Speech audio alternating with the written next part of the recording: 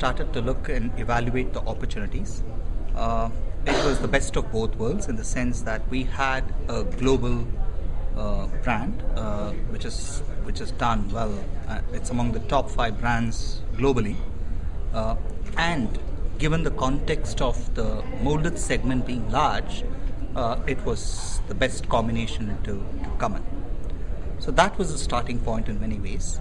And from a point of view of the product, given that it has the richness, the great tasting product, we thought that yes, it's ideally suited for the Indian consumer, and we did a quick dipstick, to kind of evaluate what the feedback is, what the consumers felt, and what resonated with them extremely well was really the great tasting product.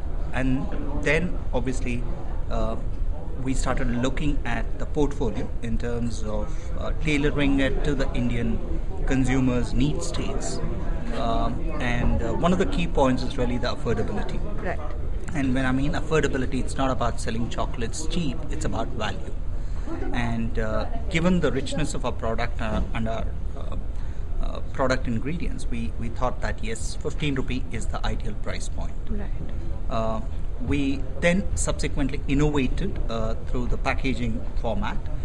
This is the first of its kind globally and obviously within the Indian space, where it is reusable.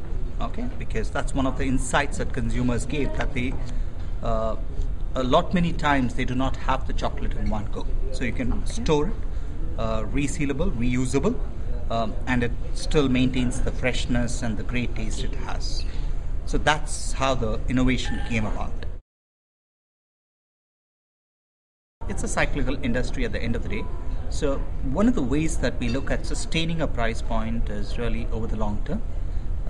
And you do have the ups and downs. That's the commodity cycle.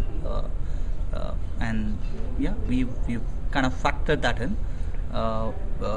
We believe that you need to do it absolutely right for the Indian consumer. He or she is pretty much the center of everything that we do, and we make sure that efficiencies come about in our every part of our business cycle.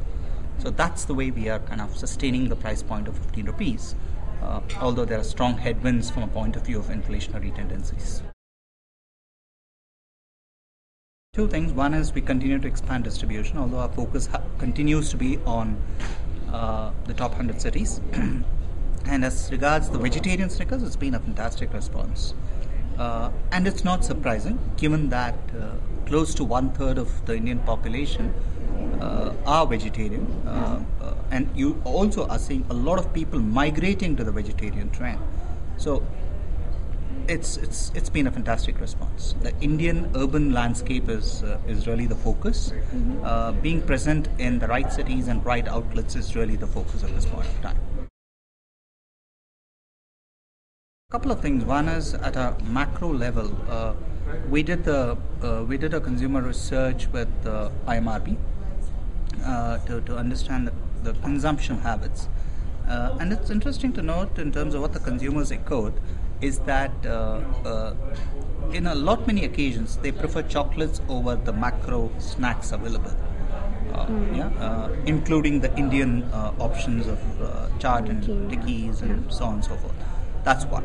Two is in terms of our brand positioning or target, so to say, is really mass. We look at a wide spectrum of both men and women across demographics, 15 to 50 years of age. And with new consumers coming into the fold, we believe the future is extremely optimistic and bright.